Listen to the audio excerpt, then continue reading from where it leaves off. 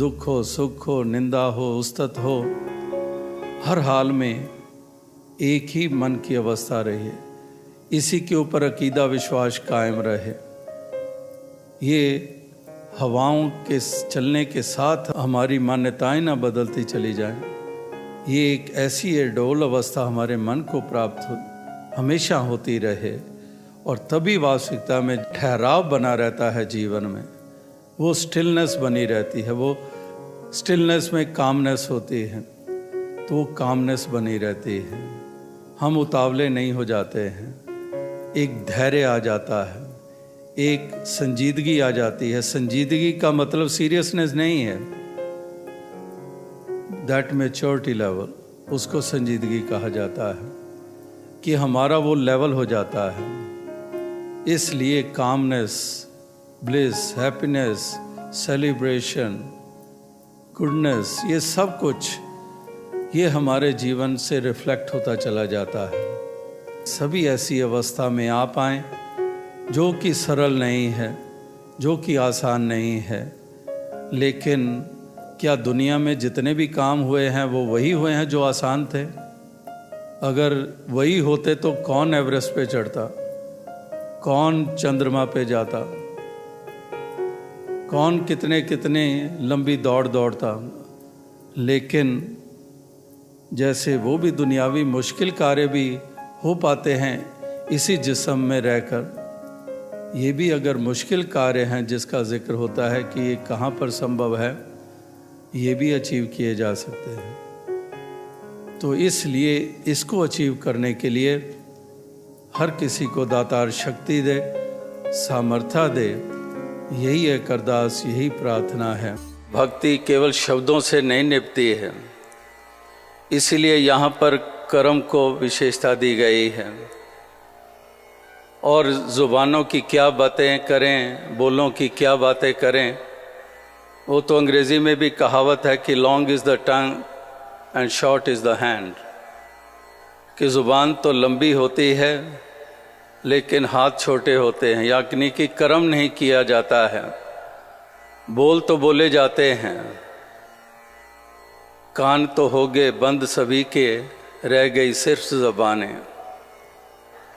कहने में ही यकीन रखते हैं, सुनने में नहीं। तो इसलिए कान ना बंद हो हमारे, ज़ुबान चले लेकिन उस्तति के रूप में चले, ज़ख्मों को भरने के रूप में चले।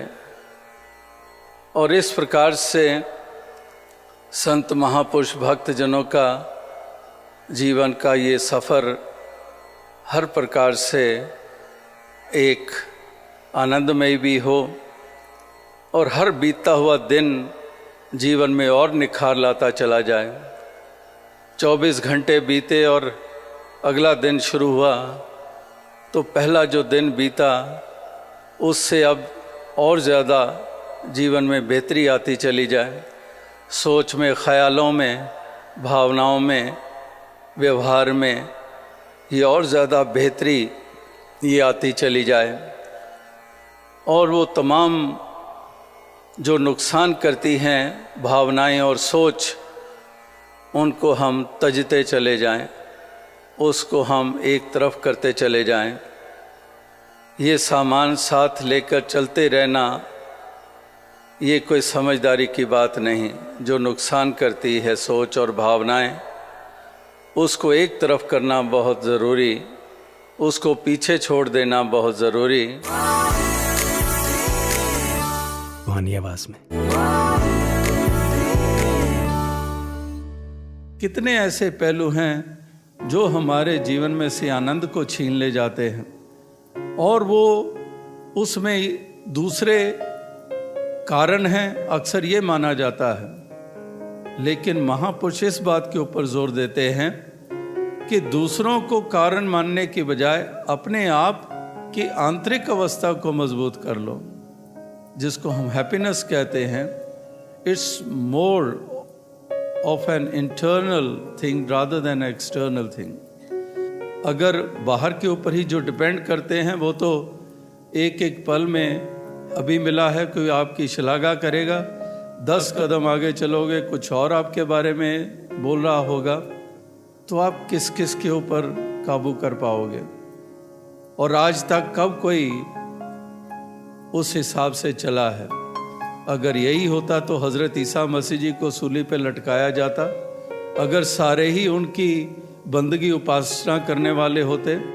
हर इंसान की अपनी सोच होती है, अपने मूल्यांकन होते हैं, अपने उसका कितनी अवस्था है, कितनी अवेयरनेस है, वो उसी हिसाब से ही उसकी सोच और व्यवहार होते हैं। आप अपनी एक मनोअवस्था को ऐसी एक मजबूती प्रदान कर दो कि जो नर दुख में दुख नहीं माने, सुख स्नेह और पहने ही जाके कंचन माटी माने, कि इस तरह से ये एक मन की अवस्था बनती चली जाए, तभी आपका जीवन सुबह शाम वाला, दिन रात वाला, जवानी बुजुर्गी वाला वो एक उत्सव के रूप में बन जाएगा।